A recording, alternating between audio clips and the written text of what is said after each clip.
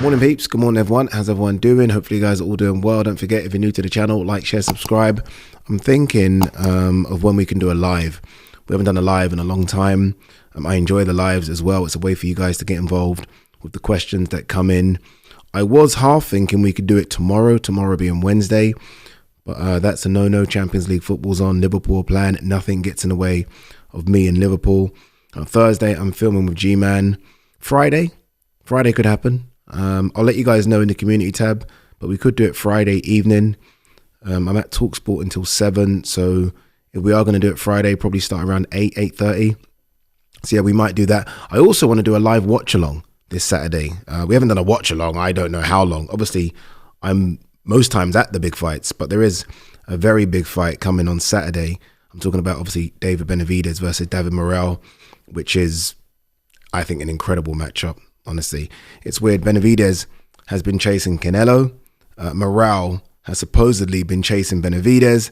They now meet, and they meet at 175 as opposed to 168. Don't judge Morrell on that last performance. I think he's so much better than that. I think he's the type of fighter that will step up once the opponent in front of him is a threat. And obviously Benavidez is a threat. I do edge to Benavidez with this one, but I think it's an incredible matchup. Yeah, so we might do a live watch along. We haven't done one, as I said, for about a year. If we do it, because I am going to stay up and watch the fight, which is why I'm thinking about doing it. If we do it, it will start around 3 in the morning, 3:30. I'll let you guys know this week. I'll let you guys know in probably tomorrow if we're going to do it. Talking about Benavidez, he was on the Andre Ward All the Smoke podcast, and the main topic of conversation, or at least the conversation they've clipped out, which would do the numbers, is him talking about Canelo. He said that he was offered $5 million to fight Canelo. I don't know if this was before the Munguia fight. I'm guessing it was. And he accepted immediately. And then he said he didn't hear anything from Canelo's team. Look, $5 million is kind of a low ball offer, considering how much money Canelo generates. So his thought process is that they offered him such a low fee, thinking he was going to turn it down, and then the Canelo script writers can say, well, we offered him a fight and he turned it down. That's kind of how it works. But he accepted, and then he said he didn't hear anything from Canelo or Canelo's camp. We're not going to see that fight ever. That fight is never going to happen, especially now that Benavidez is at 175. Yes, he can come down to 168, and yes, he would come down to 168 to fight Canelo, but Canelo's not fighting Benavidez. And look, personally, if I'm Benavidez, I think there are so many really good fights. Minus Canelo, there are so many better fights at 175. Like, yeah, you beat Canelo at 168. Munguia? Belanga? I mean, what are we doing? Sarache now? Saras, if I pronounced it correctly, the French guy that beat Munguia. When at 175, I mean, obviously we got the two Beterbiev Bivol. There's a Boazzi fight out there. I don't know if Callum Smith's still hanging around. Anthony Yard's there. There's quite a lot of meat at 175. Can you imagine Beterbiev versus Benavidez? Can you imagine that fight? Jeez. Because, I mean, we're watching Bivol. Bivol's a mover. Bivol's going to move around, try and create angles against Beterbiev. Benavidez is going that way. He's going straight for Beterbiev, and Beterbiev's going straight for Benavidez. Oh my God, I'd love to see that fight happen. There's no reason, I guess, why it couldn't happen this year.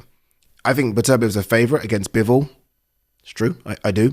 And I think Benavidez is a favourite against Morrell. I mean, it could happen. It could happen. I mean, tougher fights have been made with regards to what's going on in Riyadh season in Saudi Arabia and Ring Magazine. Now, one of those tougher fights, and I do want to talk about it now, is Canelo-Crawford. I mentioned it briefly on yesterday's video. All the right signs, all the right noises are indicating that that fight is going to happen in September. And obviously, it's the super fight of all super fights. It's the super fight of all super fights. That this fight is so big. It's too big for an arena. It's a stadium fight. I think if it's going to happen, and I think it's more likely to happen than not to happen, then this fight has to happen at the Raiders Stadium in Vegas. And I think it will sell that out as well. I think this fight is huge. And it is funny because I think when people think of Canelo, for some reason, he seems to have dropped off in people's high esteem of him.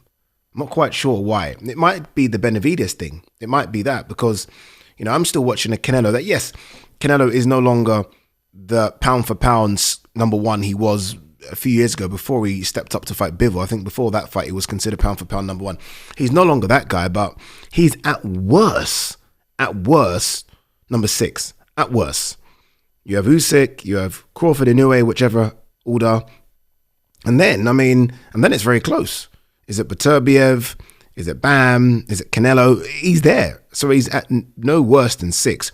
So you have number 6 pound for pound, let's just say number 6 versus number 1, 2, or 3. I mean, this is how high this fight is.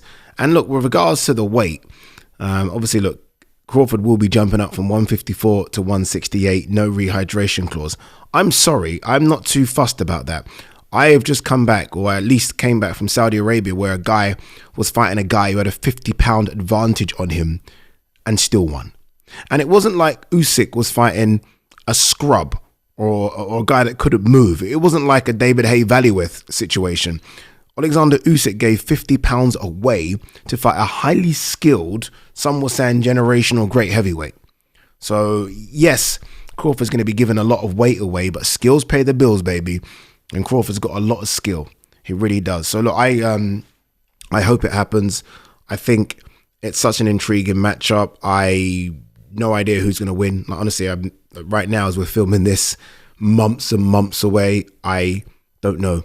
I know a lot of people say the size of Canelo, but again, I think skills. And by the way, Crawford's not like a small 154 pounder. Crawford's big, you know. Crawford's big. Crawford's big. I've been around Crawford so many times. He's not wiry. Like, you know, people make the comparison between Crawford and Tommy Hearns. Tommy Hearns was quite wiry, and when he did put the weight on, you could see he put the weight on. Do you know what I mean? It didn't look like the weight was distributed in the right places, right? He just looked really heavy.